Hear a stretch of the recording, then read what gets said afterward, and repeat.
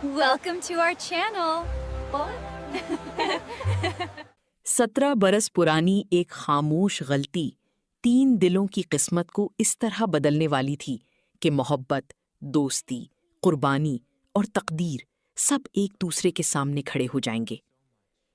दूर नीलगू पहाड़ों और बर्फ से ढकी चोटियों के दरमियान एक हसीन सल्तनत आबाद थी, सल्तनत माहिनूर, जहां सुबहों में बादल जमीन को छूते थे और रातों में झीलों पर चांदनी मोतियों की तरह बिखर जाती थी।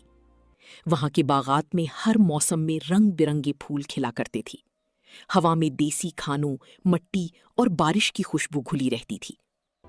इस सल्तनत के बादशाह हाजिक अपनी रहमदिली और इंसाफ पसंदी की वजह से दूर दूर तक मशहूर थे। लोग कहते थे कि अगर कभी किसी गरीब के घर चूल्हा ना जलता तो बादशाह हाजिक रात को भीस बदलकर खुद उसके दरवाजे पर राशन रखाती। उनकी मलिका सायरा निहायत खूबसूरत और नर्म मिजाज खातून थीं।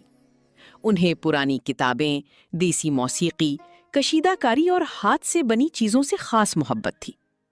वो अक्सर महल की खादमाओं के साथ बैठकर कपड़ों पर कढ़ाई किया करती थीं।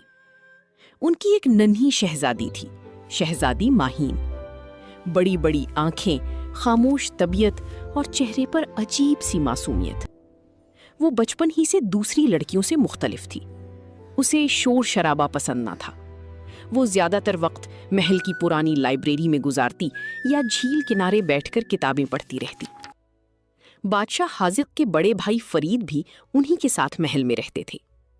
फरीद की बीवी अपनी बेटी की पैदाइश के चंद दिन बाद ही इंतकाल कर गई थी। उसके बाद उन्होंने अपनी सारी दुनिया अपनी बेटी के नाम कर दी। उनकी बेटी थी शहजादी इरम। इरम बचपन ही से शौक, जिंदा दिल और बेहद खूबसूरत थी। उसे घुड़सवारी, महफलें, तहक़ही और नई नई चीजें आजमाना पसंद था। अगर माहीन खामोश शाम थी तो इरम शोर मचाती हुई रोशन सुबह जैसी थी।